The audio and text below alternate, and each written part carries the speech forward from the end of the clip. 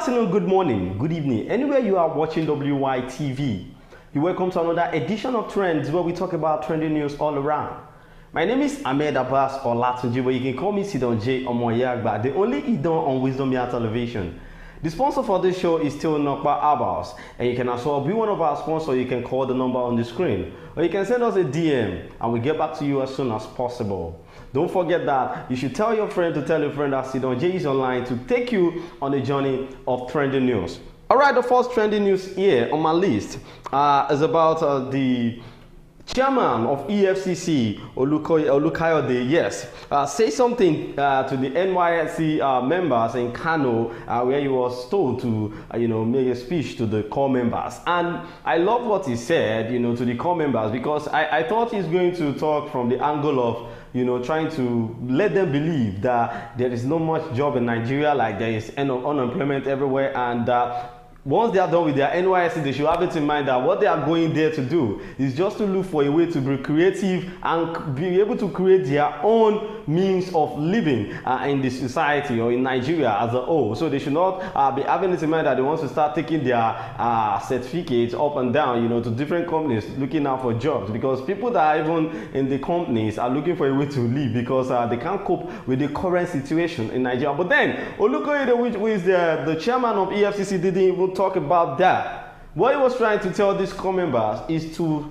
make them believe that corruption is not a way to make it in Nigeria.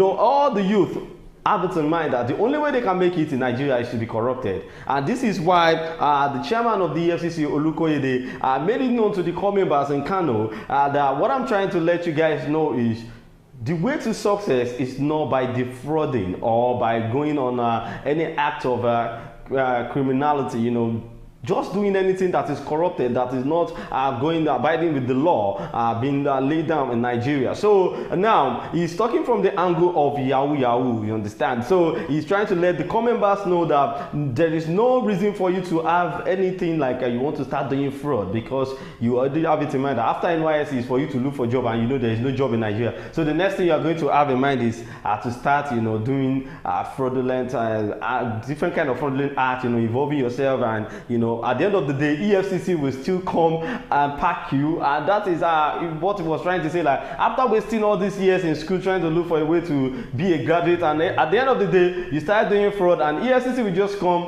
one day to take everything you've been working for, and you start from square one. And so that's why Olukoyede is trying to give them a piece of advice, where the executive chairman of the Economic and Financial Crimes Commission, EFCC, Mr. Ola Olukoyede, has called on members of the National Youth Service Corps, NYSC, to join in the fight against corruption. But sir, I want to ask a question normally. Last week, I think it's this week, earlier this week, that's on Monday, we got the news. And even last week, we got the news that the AFCC are raiding. They went to Kwasu University, they went to Mapoli, they went to Shapade, I think it's Gateway Polytechnic in Shapade. They've been going to school environments to pack students that are living Fabian life. Normally, students that have cars, and they recovered so many, exhibits like cars, phones, like luxuries, and all. But sir, this is the question. All these things you're getting from these boys, what are you using them to do? What are you doing with them?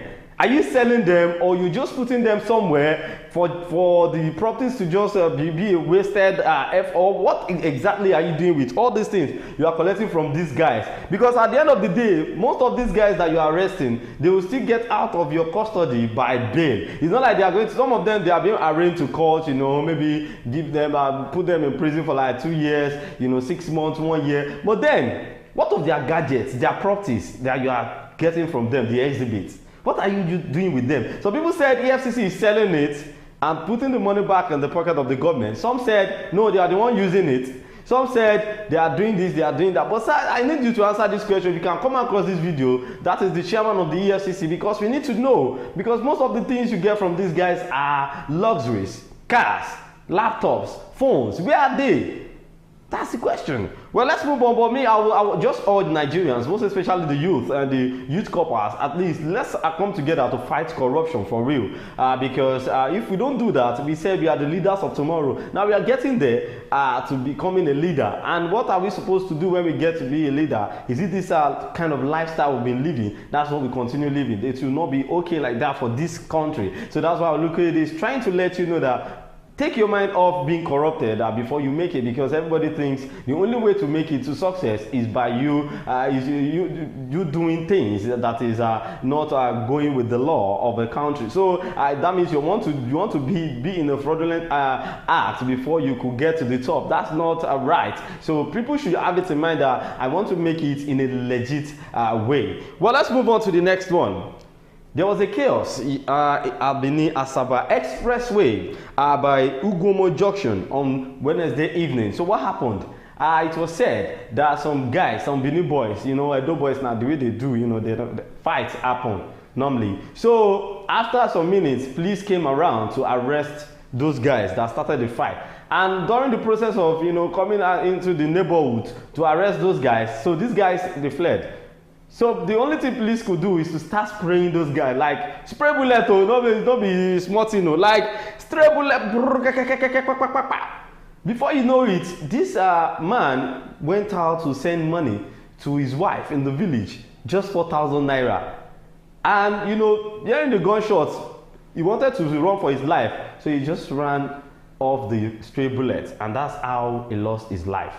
So now the problem there is that when a stray bullet allegedly fired from a police gun hit and killed a resident in that area, so the people of that area, all of them, the residents, all of them came out and started protesting, and they had to stop vehicles coming from Asaba and going to Asaba. So they had to stop vehicles by putting fire by the road, creating different kind of attention just for people to know that they are protesting for the death of that man, because it's not easy. This man is just innocent. And before, I want to ask this question: before a police officer could even have the access to spray bullet, like to just shoot anyhow, I think the police are here to be sensitized on this, because you can't just shoot anyhow. Where we have lots of people, in the neighborhood, you are just shooting anyhow. That's uncalled for. So I feel the Nigerian police force should at least identify this set of policemen and arrest. If you want to arrest some people and you are using it to affect some other people in the same neighborhood, so that's bad. You should have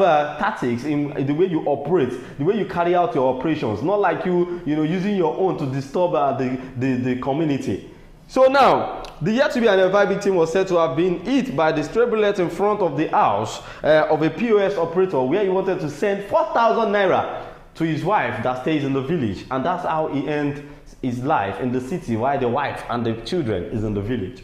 So this is sad, to be sincere. So I feel the police officer that shot this guy should be held responsible for the death of this guy, because that's too bad. With the fact that we've been complaining about how police treat we citizens of Nigeria, they still keep doing this. No matter what a criminal has done, at least with your investigative team, you could apprehend anybody you want to have without shooting.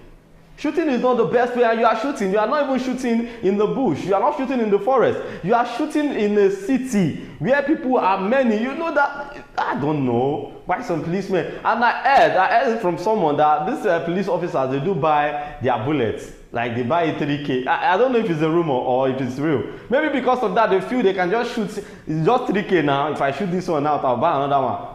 I don't know if the news is real, but that's what I heard, that police officers buy bullets, 3,000 naira each. Maybe that's why they fire these bullets anyhow, because if the bullet is cost, and if there is a law that guides the bullet, they won't be spraying anyhow. Yes, there must be a condition for a police officer to shoot. Not like you running after hoodlums and shooting. You're not running after thieves, you're not running after gang bandits. Just in the neighborhood, and you are shooting like that, it's uncalled for. Well, let's move on to the next news here. This particular one is talking about President Bola Ahmed Tinubu. But before then, let me talk about the current situation in Nigeria. You know, people have been complaining about President Bola Ahmed Tinubu that he has been doing this, he has been doing that, he has been doing this. But then, I want you to know that every government officials have their policies. They have the way they operate. And this is how Bola Tinubu could operate. You know, he said it yesterday when he was being interviewed during the time he's inaugurating the red railway line in Lagos. He said, no matter how many days you protest, I will not return back the subsidy. I will still do what I have to do, because he knows what he's doing. You know, it is when you don't know what you are doing, people will just be directing you here, directing you there. Tinubu is let me say, he's a focused man. He knows what he's doing. So President Bola Tinubu has directed cement companies in Nigeria to revert to old prices amid the hike in the cost of the commodity. He said the amount you are selling cement before, you guys should start selling it as from now. So anybody that is buying cement, they should know it, that President Bola Tinubu has made it known that every cement factory company in Nigeria should start selling the cement and the prices they were selling it before everything, you know, saw up. So now, David Umahi, who is the Minister of Work, disclosed this yesterday after inspecting the Bua cement factory in Sokoto State. So recall that the bags of cement surged to 10,000 naira and 50,000 naira in Abuja from 5,000 naira. So now